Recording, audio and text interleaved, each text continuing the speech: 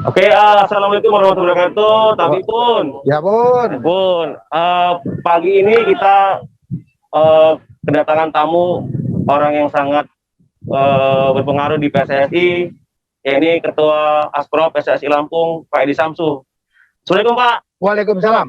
Sehat selalu Pak. Alhamdulillah. Alhamdulillah. Iya. Pak Edi, ini kan kita ketahui kan bahwasannya sepak bola ini kan menjadi olahraga yang primadona di masyarakat nih Pak Edi. Nah, tema hari ini kita mengangkat terkait sepak bola di masa pandemi Pak Edi.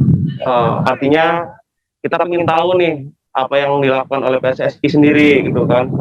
Mungkin step by step akan kita berikan pertanyaan nih Pak Edi untuk bisa Pak Edi menjawab apa yang kita tanyakan gitu. Mungkin pertanyaan mendasar mungkin Pak Edi, sejauh ini seperti apa sih Pak Edi perkembangan sepak bola di Lampung dari masa ke masa nih Pak Edi gitu. Baik, saya buka ini ya. Iya. Ini di lapangan terbuka. Siap. Kita udah jarak. Berjarak juga ya Pak. Iya. Nggak jelas kita ya. Siap. Baik.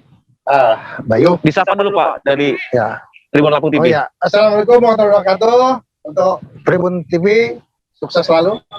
Dan pagi hari ini saya siap untuk memberikan informasi lah mengenai sepak bola di Lampung. Siap. Jadi mungkin saya jawab apa yang Pak Bayu tanyakan tadi. Seperti apa sih perkembangan sepak bola di Lampung? Betul. Tentu saya kan harus cerita dulu sejarahnya seperti apa.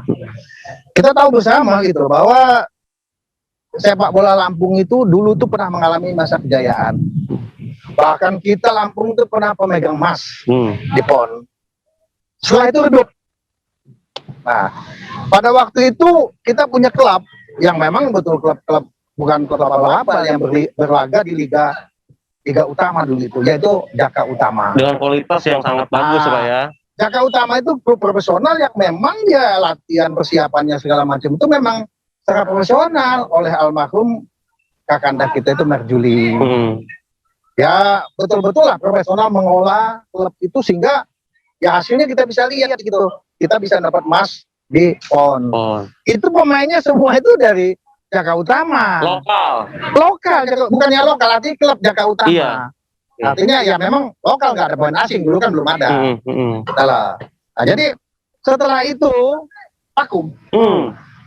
Bertahun-tahun kita baru giatnya bola di Lampung itu setelah Badak itu Liga 1 ya berdomisili basecampnya di Lampung. Provinsi Lampung. Mulai.